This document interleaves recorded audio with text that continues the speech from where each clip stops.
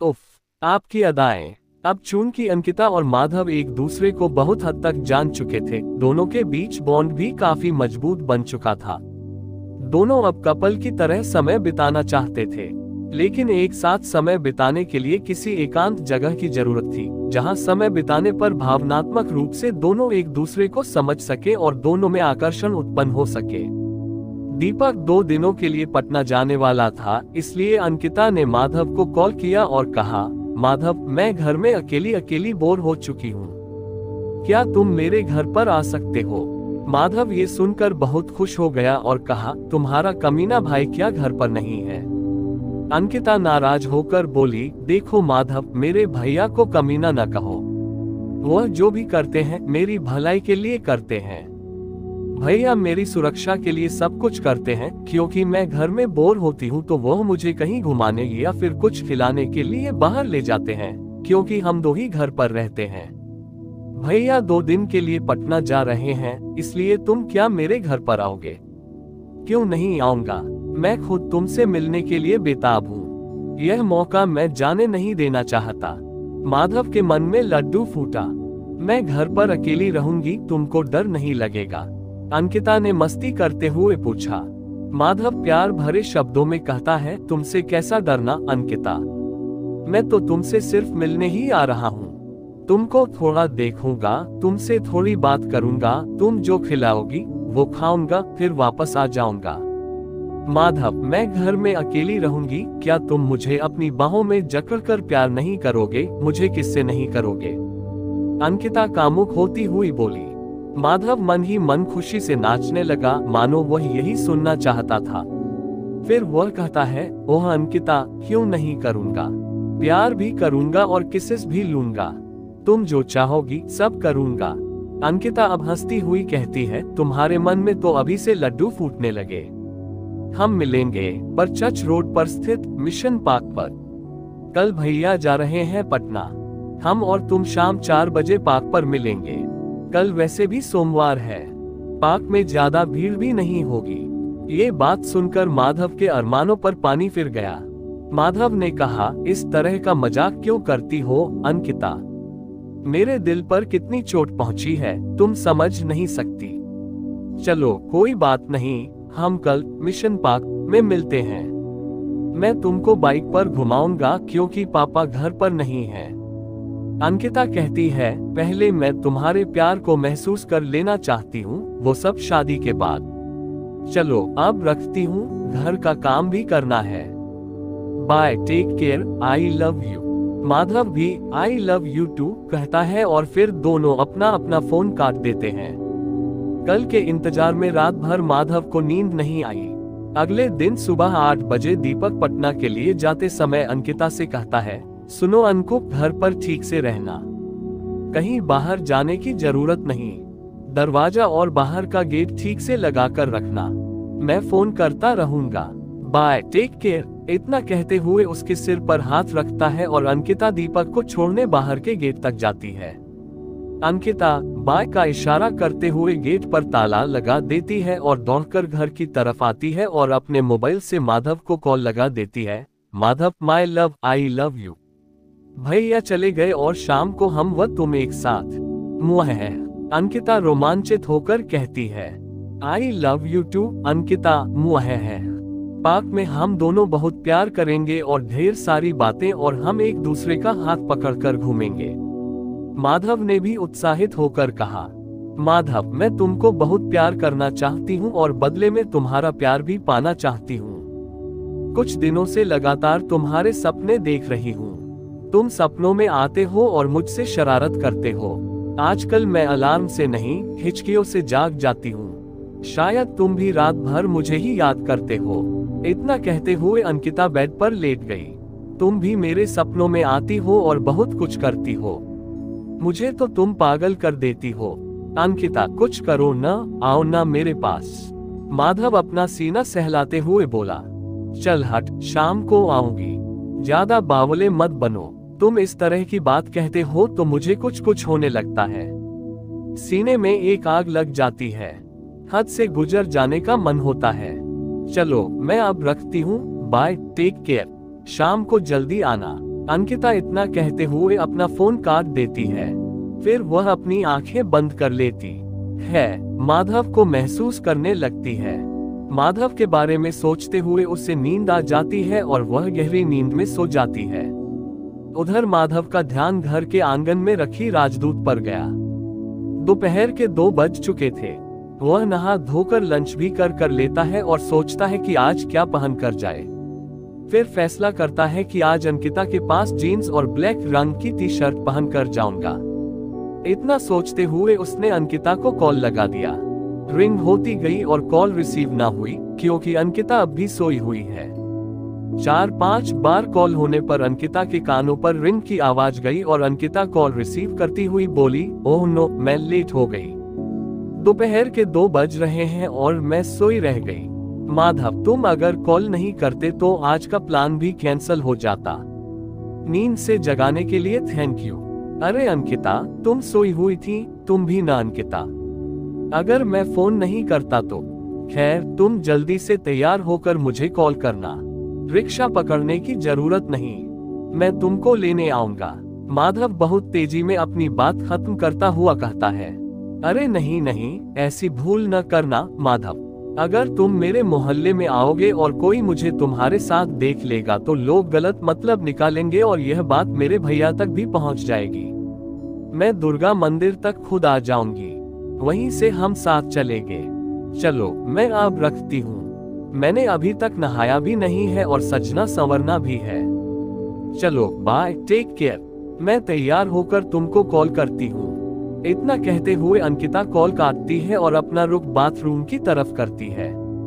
वह बाथरूम से टॉवल लपेटे हुई बाहर निकलती है और अपनी अलमारी की तरफ अपने बालों को पोंछती हुई जाती है। उसकी नजर ब्लैक रंग की स्कर्ट और आउटर पर जाती है। फिर कुछ सोचकर और रेड टॉप पर जाकर उसकी खोज समाप्त हुई। वह अपने सारे कपड़े को बेड पर रखती है। फिर अपने बदन पर जहां जहां गीला रह गया है उन भागों को टॉवल से पोंछती है। चूंकि दोनों आज डेट पर जाने वाले थे, जिसके लिए वह बहुत कुछ सोचकर रखी है। उसे आज माधव को इम्प्रेस भी करना था, इसलिए उसे आज बेहद आकर्षक दिखना था और काफी खूबसूरत।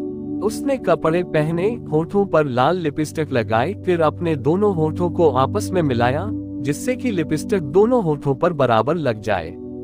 फिर आईब्रो पर काजल की पेंसिल से रंगा अपने बालों को संवारने लगी। बालों की स्टाइल वह बार बार चेंज भी कर रही थी। माधव को अंकिता से मिलने जाने के लिए पैसों की जरूरत थी, इसलिए पहले उसने माँ के पास जाकर कहा, माँ, क्या तुम मुझे 500 रुपए दे सकती हो? माँ कहती है, अभी मैं तुझे 500 रुपए नहीं दे सकती। तेरे पिताजी मुझे 5 दिन के लिए 500 रुपए दे गए हैं। मैं तुझे 100 रुपए दे सकती हूँ। ठीक है माँ, 100 रुपए ही दो। अपनी माँ से 100 रुपए लेकर वह सीधे अपने कमरे में जाता है। उसकी नजर अपनी गुल्लक पर पड़ती है जिसे वह पिछले 5 सालों से भरने का कोशिश कर रहा है, जो अभी तक नहीं भरी। माधव ने अपनी गुल्लक अपने हाथों से उठाई जो भारी लग रही थी, फिर उसे पटक दिया। जैसे ही गुल्लक टूट गई और सिक्के बिखर गए तो माधव को अफसोस भी हुआ। सभी 10 और 5 के सिक्के थे। माधव जल्द उन सभी सिक्कों को उठाकर सीधे एक किराने की दुकान पर गया और उन सिक्कों को नोट में तब्दील करवा लिया। दुकान से एक खुशबूदार सेंट और 4-5 च्युइंगम भी खरीद ली। माधव घर पर आकर तैयार हो जाता है। घर से निकलते वक्त उसने सेंट को अपने गले और सीने पर स्प्रे किया। अंकिता भी अब सज धज के तैयार हो चुकी थी। उसने भी अपने कपड़ों के ऊपर सेंट स्प्रे कर ली और एक छोटी डिओडोरेंट की शीशी अपने बैग में रख ली। वह घर से बाहर निकलते समय अपनी नजरों को चारों तरफ घुमाती है, फिर खुद से आश्वस्त हो जाने पर कि कोई उसे घर से बाहर निकलता हुआ नहीं देख रहा है, झट से गेट से बाहर निकलकर गेट पर ताला लगा देती है और सीधे दुर्गा मंदिर के लिए रिक्शे पर बैठ जाती है। माधव ठीक 3:05 पर दुर्गा मंदिर के पोखरा पर, जहां बड़े बड़े बरगद के पेड़ लगे हैं, जाकर अंकिता के आने का इंतजार करने लगता है। कुछ देर बाद माधव अंकिता को कॉल करता है, बेबी तुम कहाँ हो? जल्दी आओ, मुझसे इंतजार नहीं किया जा रहा। इंतजार करना सीख लो माधव, जरूरी है। मैं बस 1 मिनट में तुम्हारे पास होऊंगी, तुम सामने देखते रहो। माधव फोन को काटता हुआ सामने देखता है। सामने अंकिता मुस्कुराती हुई रिक्शे से आ रही थी। वह रिक्शे से उतरती है और माधव की तरफ आती है। अंकिता ब्लैक रंग की स्कर्ट, ब्लैक रंग की जीन्स वाली जैकेट और पैरों में ब्लैक रंग की जूती। माधव बिना पलके गिराए अंकिता को एकटक देख रहा था, जैसे अंकिता चलते हुए आ रही थी। काफी आकर्षक लग रही थी। जैसे ही अंकिता माधव के करीब आ जाती है तो वह कहता है, अंकिता, तुम्हारा हुस्न और ये कमबख्त तुम्हारी अदाएं, कौन ना पागल हो जाए देखकर तुम्हें। अंकिता मुस्कुराते हुए कहती है, इतनी भी मैं सुंदर नहीं, तुमको तो मैं हमेशा ही सुंदर लगती हूँ। अब चलो, कोई देख लेगा तो गजब हो जाएगा। माधव अपनी बाइक स्टार्ट करता है और अंकिता उसकी बैक सीट पर एक तरफ होकर बैठ जाती है। माधव बाइक का गियर बदलते हुए स्पीड बढ़ाता है। अंकिता उसके कंधों पर अपना हाथ रख देती है। माधव को बहुत ही अच्छा एहसास होता है। अंकिता सोचती है, काश मैं जीन्स पहनकर आती तो दोनों तरफ पैर रखकर बैठती और माधव को कसकर पकड़ती। ये सोचने के बाद अंकिता माधव को पकड़ने की कोशिश करती है और सफल भी हो जाती है। माधव को इससे गुदगुदी होती है। वह कहता है, बेबी, यह क्या कर रही हो? अंकिता बड़े प्यार से कहती है, प्यार कर रही हूँ। इससे बाइक राइड प्यार कहते हैं। क्यों, तुमको अच्छा नहीं लग रहा? माधव कहता है, अच्छा तो लग रहा है, साथ में गुदगुदी भी हो रही है। बाइक का हैंडल लड़खड़ा रहा है, दोनों गिरेंगे, मत करो अंकिता। अंकिता मन ही मन सोचती है, हम तो आज लड़खड़ाने ही आए हैं। यह माधव न अनरोमांटिक पसंद है, पर आज इसकी तो बैंड बजा ही डालूंगी, अगर किसिस नहीं किया तो। इतना सोचते हुए वह माधव के कंधे पर हाथ रखकर बैठ जाती है। माधव बड़े मजे से बाइक चलाता हुआ सीधे मिशन चर्च रोड स्थित मिशन पार्क के गेट पर पहुंचता है। वहां जाकर देखता है कि गेट बंद है। उसने गेटमैन से पूछा, क्या आज पार्क बंद है? पार्क बंद नहीं है, समय बदल गइल बा, 4 बजे पार्क खुली, गेटमैन ने देहाती अंदाज में कहा। माधव ने अपनी घड़ी देखी, 3:25 हो रहे थे। उसने अंकिता से कहा, क्यों ना हम पास के रेस्टोरेंट में जाकर कुछ खा लेते हैं। अंकिता ने हामी भरी। फिर दोनों पास के रेस्टोरेंट की तरफ चल दिए। दोनों रेस्टोरेंट की एक सीट पर आमने सामने बैठ जाते हैं। माधव वेटर को 2 जगह हाफ प्लेट चाउमीन ऑर्डर करता है। वेटर चाउमीन लेकर आ जाता है। फिर अंकिता की शरारत भरी नजर माधव की नजरों से मिलती है। अंकिता फोक कांटे वाला चम्मच से चाउमीन को उठाती हुई अपने मुंह की तरफ ले जाती है। अंकिता अपनी नजरों से माधव की नशीली आंखों पर वार करती है। टेबल के नीचे से अपनी जूती को खोलती है और अपने कोमल पैरों से माधव के पैरों को सहलाती हुई ऊपर की तरफ अपने पैर को बढ़ाती है। फिर अपनी जीभ को होठों के ऊपर फेरना शुरू कर देती है। ये सब देखकर माधव काफी उत्तेजित हो गया। उसने अपनी घड़ी को अंकिता की तरफ करके दिखाया। फिर दोनों वहां से उठ खड़े होते हैं और पार्क की तरफ जाते हैं। इस आधे घंटे में पार्क के गेट के सामने लंबी लाइन लग जाती है। माधव टिकट लेने के लिए लाइन में लगता है, टिकट लेकर अंदर जाता है। दोनों भीड़ से दूर पार्क में सुनसान जगह पर चले जाते हैं, जहां किसी की नजर न पहुंच सके। दोनों एक पेड़ की छांव में घास पर बैठ जाते हैं।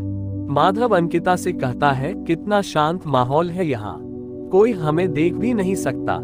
हाँ जानू, बहुत सुकून है यहाँ, हमें अक्सर यहाँ आना चाहिए। घर में तो हम बोर हो जाते हैं। माधव, एक बात पूछूं? पूछो ना बेबी, अंकिता ने पूछा। मैं कैसी दिख रही हूँ? सच सच बताना, तुम आज बहुत ही खूबसूरत और प्रति दिख रही हो, और सच कहूं तो तुम जैसी हो मुझे बहुत अच्छी लगती हो। अंकिता सुनकर खुश हो जाती है, फिर कहती है, जानू तुम मुझे कितना प्यार करते हो। माधव अंकिता की नजरों की तरफ देखता है, फिर कहता है, मेरे पास आओ अंकिता। माधव इतना कहते हुए अंकिता को अपनी बाहों में भर लेता है और कहता है, तुम मेरी जिंदगी हो अंकिता। इतना सुनते ही वह माधव को कसकर जकड़ लेती है और कहती है, जानू तुम मुझे छोड़कर तो नहीं जाओगे या किसी दूसरी लड़की से तो प्यार नहीं करोगे? इस बात पर माधव हंसते हुए कहता है, मैं तुम्हारे साथ हूँ और हमेशा साथ रहूंगा, अगर तुम मुझे छोड़कर नहीं गई तो। और अगर तुम मुझे छोड़कर चली गई तब भी मैं तुमको प्यार करूंगा। अंकिता अब माधव को छोड़कर उसके आमने सामने आ जाती है और कहती है, जानू, मुझमें एक डर घर कर गया है और वो डर है कि अगर हम एक ना हो पाए तो क्या होगा।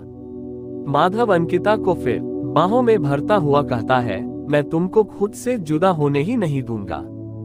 बहुत देर तक दोनों एक दूसरे की बाहों को कसकर पकड़े रहे। एकाएक पानी की बूंदें गिरने लगी और जोर की हवा बहने लगी। माधव अंकिता को खुद से छुड़ाते हुए कहता है, अंकिता, बारिश हो रही है, हमें यहाँ से चलना चाहिए। ये हसीन मौसम, ये बारिश, ये हवाएं, लगता है कि आज मोहब्बत ने किसी का साथ दिया है। माधव शायराना अंदाज में कहता है। बारिश अब तेज हो रही थी। माधव अंकिता को अपनी बाहों से अलग करते हुए उसका हाथ पकड़कर सामने की झोपड़ी में ले जाना चाहता है, पर अंकिता माधव का हाथ छुड़ाकर बारिश में अपने दोनों हाथों को फैलाकर आसमान की तरफ अपना चेहरा कर बारिश का आनंद लेने लगी। फिर माधव उसे कहता है, अंकिता, चलो अभी, देखो सभी चले गए, अब सिर्फ हम ही बचे हैं पार्क में, हमारे सिवा कोई नहीं दिख रहा है। अंकिता ये सुनकर माधव का हाथ पकड़कर पास की झोपड़ी में चली जाती है। दोनों काफी भीग चुके हैं। दोनों की नजरें मिली।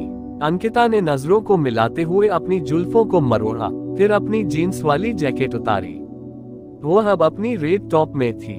वह बहुत प्यारी लग रही थी। माधव उसकी अदाएं देख रहा था। वह देखते देखते उस गोल चबूतरे में बैठ गया। अंकिता भी माधव के पास में आकर बैठती हुई अपने बिखरी बालों को एक तरफ करती है। ये नजारा देखकर माधव खुद को रोक नहीं पाया और अंकिता को अपनी तरफ खींच लेता है। फिर अपने हाथों को अंकिता के चेहरे पर फेरता हुआ अंकिता के होठों तक लाता है। अंकिता अपनी आंखों को बंद कर लेती है। माधव, मैं तुम्हारे और करीब आना चाहती हूँ। इतना कहते ही अंकिता माधव के चेहरे की तरफ झुक जाती है। माधव अंकिता के भीगे होंठ को देखता रहता है और गर्म सांसें लेता है। अंकिता की धड़कनें बढ़ने लगती हैं और एक लंबी सांस लेती हुई वह माधव के होठों को चूमना शुरू कर देती है। फिर माधव भी अंकिता के बालों को सहलाता हुआ उसके नशीली होठों को चूम देता है। अंकिता माधव के बालों को खरगोश के छोटे बच्चों की तरह सहलाना शुरू कर देती है। वह भी उसकी पीठ को सहलाती है। माधव एक लंबी सांस छोड़ता हुआ अंकिता को खड़ा करता है। इतने में एक आवाज आई, ओए, तुम दोनों क्या कर रहे हो? गेटमैन दोनों को देखता है और खिसिया कर कहता है, अमीर माँ बाप की बिगड़ी औलादो, जितना चूमना है चूमो, कल शाम 4 बजे तक मैं बाहर से गेट बंद कर देता हूँ। ये बोलते हुए गेटमैन गेट की तरफ जाता है। माधव और अंकिता दोनों एक दूसरे की तरफ देखते हैं और फिर एक दूसरे का हाथ पकड़ते हैं। फिर हंसते हुए दौड़ लगाते हैं। एक बार में सीधा गेट के बाहर। गेट से बाहर निकलकर गेटमैन की तरफ ठेंगा दिखाते हैं और अपनी बाइक स्टार्ट कर चल जाते हैं।